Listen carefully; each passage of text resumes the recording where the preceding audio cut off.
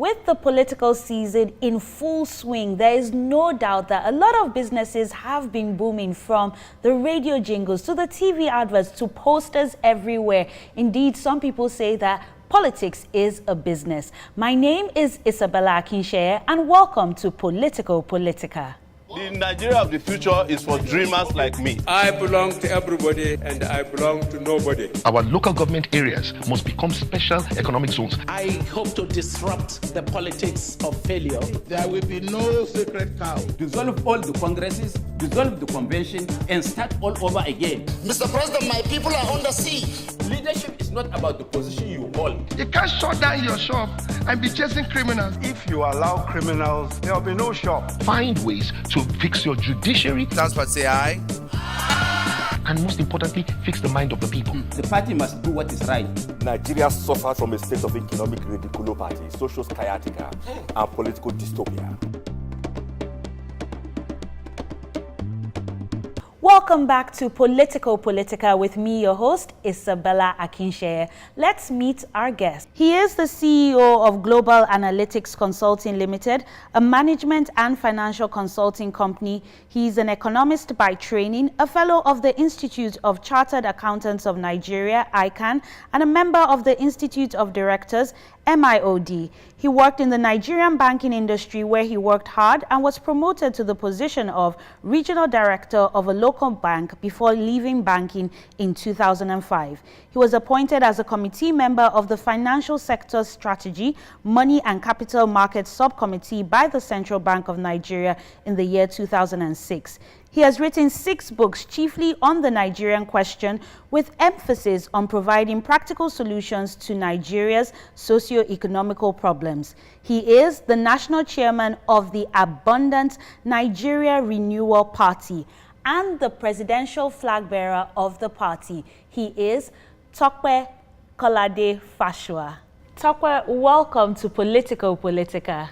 Thank you very much. It's great to be here. Thanks for inviting me. Our topic of the day is the business of politics. And with the proliferation of about 91 political parties in Nigeria, some will say that politics is the new pure water, the new business in town. What's your response to that? Thank you. Sometimes I feel that way too, but it's not something that happened recently. For a while now, it seems like the viable thing where people go to actually have some sort of sustainable wealth, but most of the time illegal, is in politics. However, not this upsurge, this recent upsurge of 91 parties. A lot of what's happening is a cry for help, is a scenario where people are standing up, people like me, I must say, are standing up finally to say that enough of all of the charlatanism, that we had left the space for too long to people who don't have the best interest of our country and the people at heart. So people are stepping up now to say enough already.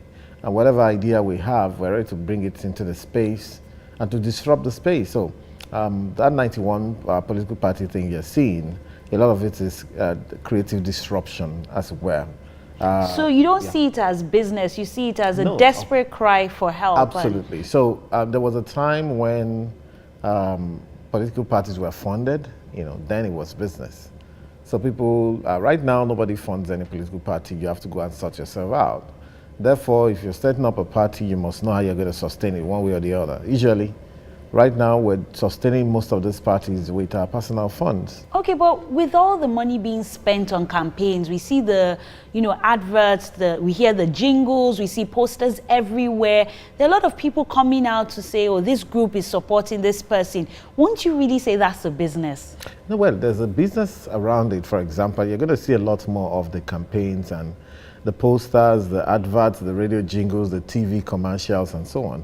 And I think that's the way it is in any other place else where there's politics.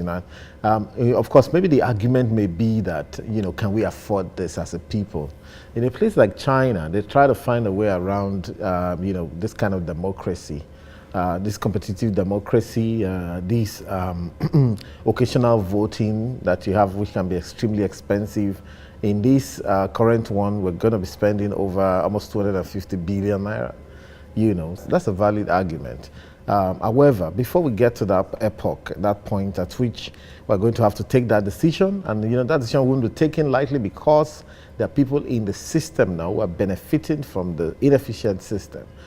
People who have found their ways into office one way or the other, and they're sitting there. We who are coming now, layered upon all of this, we are trying to disrupt the system. For example, I'm running for president, and part of the question is, why are you not running for Senate? And I tell people, or for House of Reps, and I say, well, that system will not reform itself. So we need to bring the ideas from outside to say, we need a unicameral system, or we need these guys to be working part-time. If you went and joined them and you start to collect the allowances, you're lost. So I want to ask you about a specific subset of people. You've already mentioned them. What about the people, the money bags? They fund all these political parties. They invest in candidates and say, okay, I've put this amount of money inside your campaign because I know you can't afford it, especially for the new crop of politicians. When you get in, you owe me something. They definitely see this as an investment and expect a returns on investment. Yeah, there are people like that. However, they know what market they go to. Like, I've not been funded by any of these people. They won't even come to me. I'm bad market to them. Why are you bad market to them? I'm bad market to them. I think I'm too opinionated. So if somebody puts money in your campaign, that's it. There's no understanding. Why would you even put money in my campaign? Except I solicit you or something. If I suddenly saw big money in my account, I think I may actually first of all report for money laundering issues. Because it's going to come back to me if I just take the money and start to spend. I don't know where it's from. This has been the process by which a lot of people have got into office. And of course, they know where their allegiances are. There was an instance in Oyo State between Ladoja and Adedibu way back, and all that talk of, will you promise me you'll give me X number of billions every month, you're not giving me, and so on. And again, that's the reason why we're here. So that's why people see it as a business. It was a business. Right now, we're taking it to the intellectual sphere. If there's anything being exchanged now, for me, it's ideas. So my final question for our topic of the day, which is the business of politics, is still on the issue of campaigns. I mean, we're spending a lot of money, but as a cash-driven society, how will we really be able to regulate and monitor and hold accountable politicians in terms of their spending when it comes to the campaigns? Right. INEC has to be more serious, right? They've got all the laws, they've got all the tools, right? But the point is, if you have the tools and you're not using it, who do we blame? Okay, so INEC has the tools. The so-called two big parties are the culprits. For example, there's a law, the section 120 to 126 up to 130 of the Electoral Act, actually speaks about vote buying, right? But it's talking about the people, the person who buys, the person who sells, right? You're talking to those minions on the road, in the queue. Those are not the culprits. Where is the party? So what needs to be done is to actually also bring the party into the equation and say, well, if your sponsor this kind of vote buying, you're going to lose your license. And my party is working on something like that, on our own, to say, look, can we take this to court? Can we challenge this process in court and see what happens? Thank you for your contributions on our topic of the day. We'll be taking a quick breather on Politico Politica. Do stay with us. Politico Politica. Politics for everyone. Welcome back to Politico Politica with me, your host, Isabella Akinseye. Before the break, we looked at the business of politics. And now on our Politics and More segment, we'll find out about the political journey of our guest. So Tope, tell me, has politics always been on the cards for you, or is this a response to a critical problem that you've seen? No, it's never really been on the card for me. On a serious note, like something I wake up to think about, and no. But it's something that probably grew. But I think that, for one, I was never in politics in university, never. In secondary school? Not in secondary, nowhere. Can you pinpoint the moment that enough became enough and you said, oh, I need to do something beyond just speaking about it? Well, maybe like August, September 2016, okay, let me confess, like, I'm one of the people who were very, very keen on, the incumbent. I thought he was going to make a real change, I have my standards. I know what governance should be about, and I felt that I had an experience about who he was. And of course, when he came in, it was such a huge disappointment for me. almost from get-go. Gentleman went to sleep for like 6 or 7 months. No ministers, nothing was happening. He never seemed to care. The economy went into a tailspin. You know, we had the naira falling as low as 520, and there he was making some very selfish statements about, if you cannot sponsor your children in school, go and withdraw them. And I saw the economy tanking, and in no time I saw that. Look, this was going to be a very terrible situation. And one day, I went on Facebook and I said, look, come 2019, I'm going to be part of this. I'm running for president. I'm tired of supporting people. I thought that this was the very... So why didn't you join an existing party? Because again, for several reasons. The first reason is, you sit and you can actually tell what will happen, right? Because again, number one, there's a long queue, right? So you're coming with all your ideas. Ideas don't matter. Ideas are not the currency in those parties, right? So if you have got the best ideas, you've just got the ideas. So you say money matters for them, more money matters. So number one, you have to have money. So when you go to those places, they tell you that, okay, you want to run for... I had a friend who actually wanted to go for state governor in one of the big parties. And his father-in-law is a minister. And he went and said, Baba, I want to go for so. And the man said, well, if you have 500 million. And then he said, but if you want to go for local government chairman, you have to go for 150. You have to have 150 million. I don't have that kind of money. But I have ideas, and I need to do this. So what political ideologies do you? Oh, just a minute. Yeah, sorry, let's backtrack a bit. So first of all, there's the queue. Then there's the issue of money, right? In order to run for this. And thirdly, that I felt also, the way I am, the way I'm wired. I like to do things myself. I don't like to farm things out. That's how you see. Even now, I move around. I don't like so much force around me. So I believe that our generation needed to create something of our own.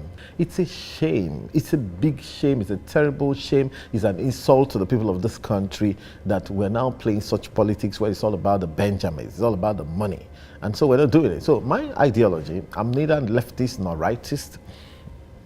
I'm commonsensical. I'm pragmatist. I'm a pragmatist. The ideology of our party is called constructive pragmatism. What it means is that we did our study and we're always thinking. Our logo is a computer, and so that is the logo of technology, is the logo of modernism, is the logo of intelligence, is the logo of thinking. Right, that's our logo. So what we said was, we looked at China. We said, look, China used to be communist socialist, but now they are more capitalist than America. You go to China now, it's no longer 9 million bicycles in Beijing. It's maybe 100,000 Rolls Royces in Beijing. Now you go to the US. It's supposed to be a capitalist country, but they have some of the largest social safety systems, like Obamacare, like food stamps, like all. And then you look up to Nigeria, and people are trying to put this country in a box. You can't take us down the route of socialism. Who's going to develop the economy? Where's the entrepreneurship going to come from? You can't take us down the route of capitalism, because you've got 88 million people who are extremely poor. Okay. Except you're going to march them to the gallows or go to some concentration camp and kill them all off. But if you are not ready to do that, you've got to provide for them. So we have to find a way of combining both the right wing, the capitalism, with the left wing, with the social systems. And that's what we stand for. And that's what I stand for. Okay, you'll be sharing more of your ideas and your plans for Nigeria if given the opportunity to be the president, and that will be on our Project Nigeria segment. We'll be going on a quick break on Politico Politica. Do stay with us. Welcome back to Politico Politica with me, your host, Isabella Akinseye. Now it's time for our Project Nigeria segment. So Tope, we like to use our Project Nigeria segment as a way for our guests to really speak about their big plans. So in your case, you're running for the #1 job in the land. So look at Nigeria as a project. What will you say is the biggest challenge, and how will you go about facing it? Well, we've got loads of problems, okay? So socially and economically, we've got loads of problems, where we're an economy in reverse, right? And then not only are we in reverse, we're speeding in reverse, shockingly, Did a bit of research, found out that our budget in the year 1983 was $20.5 billion, right? In 1983, we had 80 million people living in Nigeria. Our budget this year, 2018, is $25 billion. So you just added 5 billion to that. But however, the population has gone to 190 million. So what's that biggest problem? We are providing much less for our people. We're allowing our people to live worse than wild animals. More than 70, and what will 80 you do million to people, improve the economy? We get there. 70, 80 million people are living in despicable conditions in what they call bashas, houses made with sacks and slums, living inside their own fields. Come on. So we've got a big problem with the economy. And everything now plays out in things like the environment. Look at the environment that people live in. It plays out in education, the fact that even people go to school, but they come out, then they're not useful to themselves. So it's all about the thinking, about the whole philosophical underpinning of this. So what are we going to do? Number one, if we look at the economy alone, however, I think in terms of systems, I think systemically, I think of solution in one sector and how it's going to affect 4 or 5 other sectors. That's how I think. So first of all is to have a dream for the economy. I'm saying that Nigeria's economy should be growing at 15 to 20%. People say, why not? People say, why? I say, why not? And then I did my research, found out that the US economy was growing at 18, 15, 12%, sometimes in the 50s, 60s, and 70s, And I'm saying that this economy is still a toddler economy. We should be doing a lot more. And when I say we can grow by 15%, I'm saying that every Nigerian can be 15% more productive, right? Because that's what GDP is about. It's also about productivity. We can add a lot more value to our products that we're doing. We should now begin to move beyond primary products into secondary products, into tertiary products. As a matter of fact, you can look at Nigeria as a 58-year-old grown-up who is still in crèche. At least we'll be able to create 3 to 5 million new jobs, even in the public sector.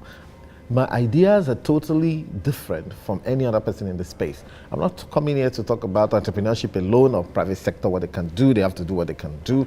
But I'm saying that we haven't actually we've not established a minimum standard of living for our people anywhere that they may live. And that's it. We've got to have that presence of mind to know that whether you're living in Makoko, you're living in Abule Osun, you're living in wherever, that government must come to you. They must set a certain standard. There's some kind of standards that we're not going to accept as a people because we're being judged by those standards and by that optics as a people. And then this dovetails into education. I believe that in terms of education, especially at the tertiary level, that all our university students, because of the developmental gap that we now have, the deficit, that 5 million youths are in the universities, polytechnics, colleges, and co. We can actually begin to use them to solve the problem in the area of their study. So if you're a civil engineering student, for example, your project, all right, we should be doing projects in groups, and your project should be about real solution. For example, you can do a project of a 500-meter road using some sort of material or maintaining such a road and so on. You put a signboard on it,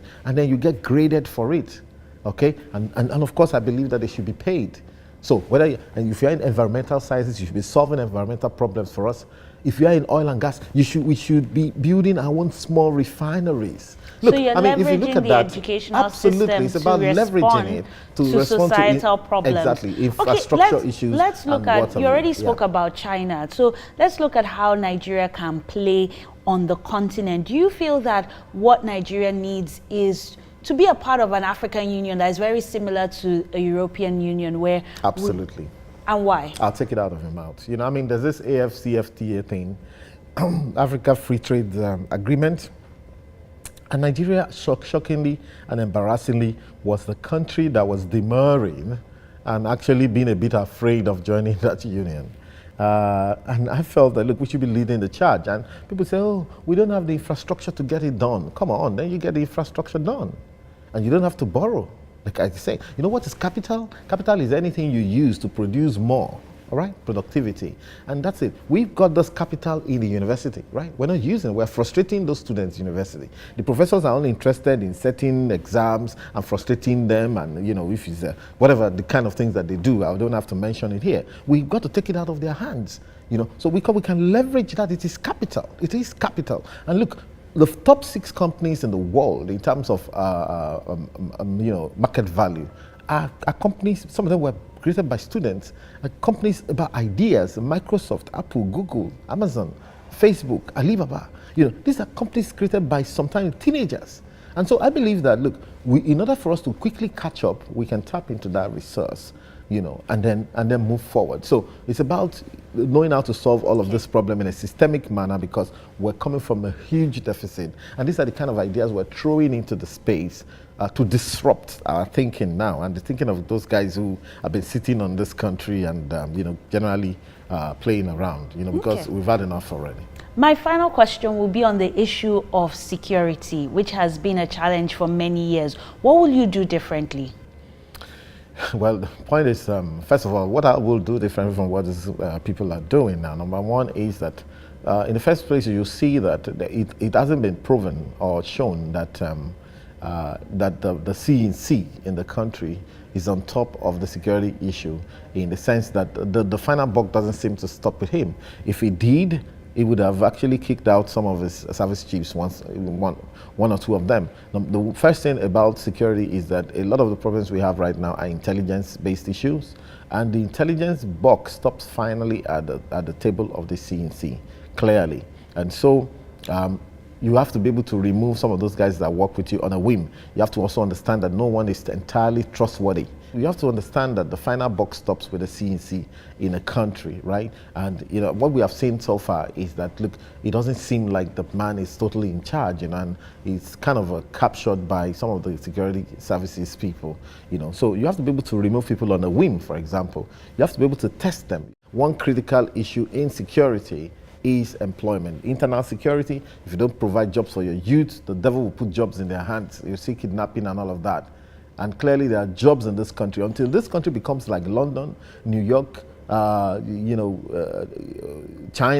Dubai, Saudi Arabia, or South Africa, there's work. There's massive amount of work in this country. I don't know why they are not giving those jobs out, but they must give those jobs out to our youth. Our youth are waiting to build their country. They must hand over the country back to the youth and let these people come with their energy, their passion, their innocence, and they will get this thing done. And of course, their connectivity and their internet savvy, their tech savvy, they must use it, and that's the way this country will move forward. Thank you for your contributions on our Project Nigeria segment. Thank you so much. We'll be going on a quick break on Politico Politica, but don't go anywhere, because when the show returns, it's our light-hearted segment, the Quickfire segment. You don't want to miss that. Welcome back to Politico Politica with me, your host, Isabella Akinseye. Now it's time for our light-hearted segment, the Quickfire segment. Tope, are you ready? I try. Number one, the first female governor will emerge in the next elections, true or false? False. Number two, the party that will dominate in 2019 is? ANRP. Number three, young people have what it takes to be leaders because? Because they got the energy, the passion, the innocence, and the connectivity. Number four, the funniest thing I've read about myself online. Nothing really. Number five, the candidates I am most afraid of. None of them. Number six, Nigerians will vote with their stomach or their brains. Their brains this time. Number seven, if not you, who? God will decide. And that's it on our Quickfire segment. We'll be checking out what's happening on the political landscape, and when we return, it's our final word segment. Enjoy.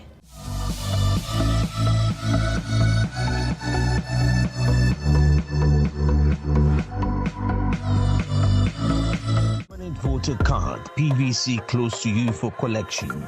As from the 16th to 21st of January 2019, including Saturdays and Sundays, PVCs can be collected at the wards and registration area, 9 a.m. to 3 p.m. daily. Thereafter, the collection will be at ANRP LG offices until February 8, 2019, which will be the last day.